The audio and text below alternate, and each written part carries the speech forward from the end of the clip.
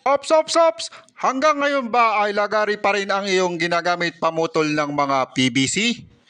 Lagari no more dahil ipapakilala ko sa inyo ang bagong tool na gawa ng mga Tsekwa. Ito ay ang PVC PPR Pipe Cutting Tool. Mukha lang siyang gunting, parang gunting lang din kung gamitin, ngunit hindi talaga siya gunting.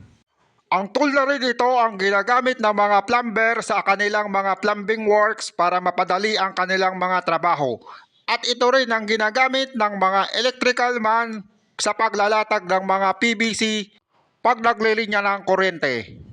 At dahil nga nasa tayo ay ususero, hindi rin tayo magpapahuli.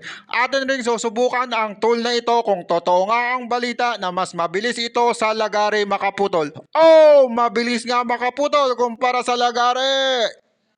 Ano pang hinihintay nyo? Bili na!